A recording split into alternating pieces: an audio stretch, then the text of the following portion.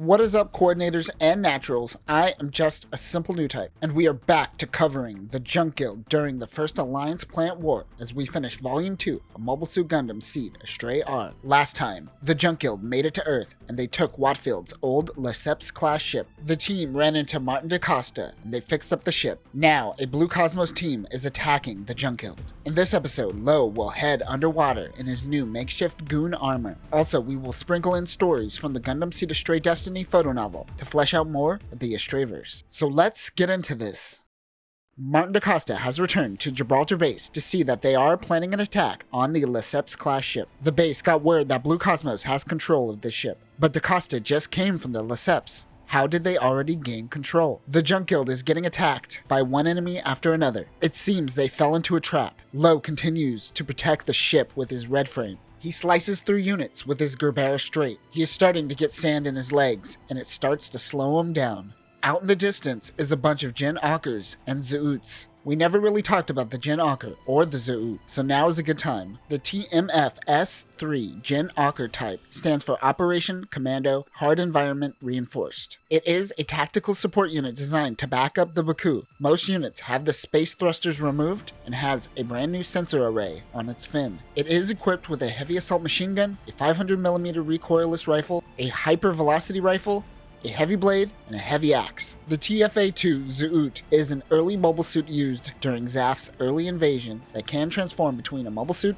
and tank mode. The tank mode provides far greater stability for its double-barreled twin cannon. In mobile suit mode, it is very limited in speed and maneuverability. Its mobile suit mode is referred to as a movable gun as it is that limited. It is also equipped with a twin secondary cannon in its left arm, a Vulcan cannon, and a heavy assault machine gun. This will be replaced by the Gazu during the Second Alliance Plant War. Saying some of these names make me feel really stupid sometimes. What am I doing with my life? The Blue Cosmos team is trying to get Zaft and the Junk Guild to kill each other. Lo is slicing through Zaft units, but he is outnumbered and he won't be able to hold up for long. DaCosta goes and seeks help from someone. He says that they are the only ones who could help him. On the battlefield, Bakus start approaching Lo. These units are still relatively new to him as we have only seen GOOhN with this unit. One particular custom Baku rushes towards him. It just so happens to be Elijah from Serpent Tail. Lo jumps on top of his Baku and they take out more Jins. The professor goes to deal with Blue Cosmos members trying to get everyone to fight against each other. Loretta is also with Elijah. They tell Lo that Martin DaCosta asked the two to go help out. Lo is happy that DaCosta was able to actually make a difference. Serpent Tail and Junk Guild part ways. We take a break with the Junk Guild and head to the North African Sahara Desert. Here we meet up with Jess Rabble along with Kate Madigan and Satona. Satona is yelling at Kate for putting up posters of titties in his room. While she is yelling at Kate, Jess is looking at an old photo he took. He shows Satona the photo, who suggests that they use it to apply for a photography competition. Since they are running low on funds, he decides, yeah, sure, why not? Cut to a few days later, and a few daggers come in and start fighting. They want to kill the photographer of the person who took the photo. Kate is eventually able to take down the mobile suits while Jess gets more photos. Satona once again disappears. Jess wonders why people are after him for this photo.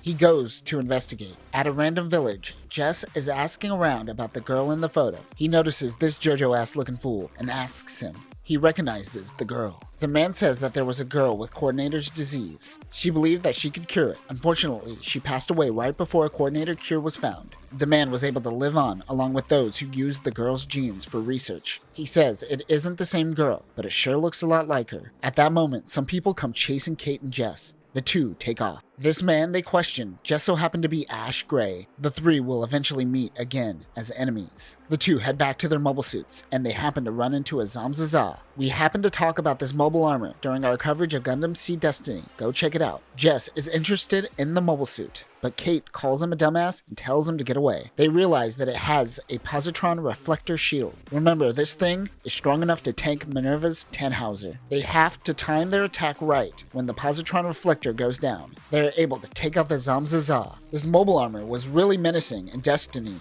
but they really speedrun the Zaft machine after it is introduced. Things get exponentially crazy way too fast in the Cosmic Era. Ash Gray is watching on, sending back a video transmission to Matisse, who is watching. Matisse is confused by the actions of Jess and Kate. Remember, this psycho thinks that she created the world, but there are 13 irregulars that mess with her vision of reality. Jess is one of those irregulars. Meanwhile, Jess finally figures out the mystery of the photo. The girl in the picture doesn't matter. It is the flowers. They are in bloom during the cold season, which means there is an enormous heat source in that area, most likely an illegal military base hiding underground. Kate wants to sell the information, but Jess says he is a journalist. He will tell the truth and let the laws of the land handle the situation. Boring. Suddenly, Satona returns. Jess and Kate are in Eurasian Federation territory. Kate is freezing but refuses to put on warm clothes in the name of fashion. Yeah, you can't make Kate a person who cares about fashion with that type of haircut. Back at Mattias's mansion, he and Kenneth Lucchini are meeting. Kenneth is vying for Mattias's information assets. He wants to make a bet with Kenneth for the assets. It's just intel. Why are they referring to it as assets? The bet will be on Jess Rabble. If Kenneth can set a trap that Jess will fall for, Mattias will give him all of the information that he knows. Jess and Kate are heading to a forced labor camp. When they get there, the guards are informed that a Zaf soldier would be disguised as a journalist, so they instantly fire on the two.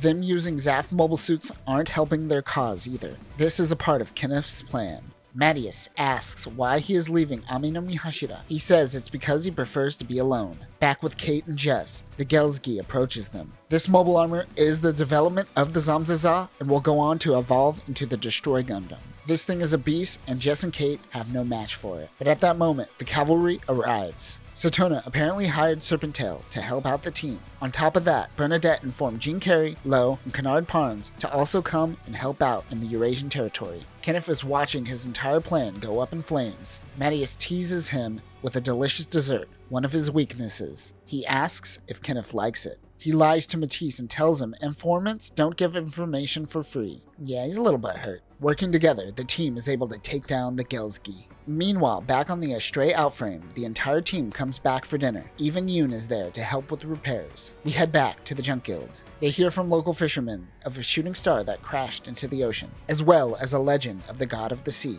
Lo wants to use this opportunity to go searching for it. Lo and Liam go out to investigate. He has converted a GOOhN to function as a diving suit for the red frame. This unit has two manipulators and a giant light on top. The legs of the red frame are exposed. There is a propeller on the back, and the Gerbera Strait is quickly accessible. They dive into the depths of the ocean to find a giant meteor. The two contact Kisato to help them lift the meteor. She stubs her toe, and in the process, accidentally disconnects the radio comms. Suddenly, a Vazgalov-class sub approaches. This Zaf sub wants the meteor for their own needs. They launch Zenos and GOOHNs to attack. Lo tries to contact Kisato, but she took the comms down, and she is busy rubbing oil all over the professor's body.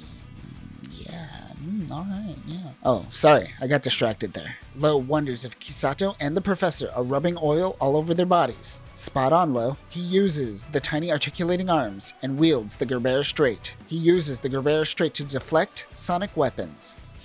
Does someone in the comments want to try to explain how this one works? It reminds me of a video game where you have to deflect the enemy's attack back at them. The Zaft sub launches two Gen Wasps. The UW MFS-1 Gen Wasp type stands for Water Adapted Search and Patrol. It is designed to scout underwater and can be operated up to depths 100 meters. Although it is on the same level of a GOOhN and Zeno when underwater, this unit can also function normally on the surface, which is great for quick attacks on bases close to bodies of water. It is equipped with a 405mm Mark II multi-purpose torpedo launcher, a rocket dart launcher, and a phonon maser cannon. They go to attack Liam. Meanwhile, the horny fishermen who told Lo of the folklore and were creeping on the professor notices that there is a blip on their sonar radar. They think it is the legend. GOOHNs surround the red frame. He breaks free of his GOOhN armor, pulls out the Gerbera Strait, and takes out the entire mobile suit team. The Vazgalov sub decides to ram directly into the red frame. Kisato notices that the radio is unplugged. She plugs it back in to find Lo screaming for help. She finally pulls up the meteor. As the sub approaches Lo, he slices the sub directly in half with his Gerbera Strait. Lo is pulled up with the meteor, but he has to go down to find Liam.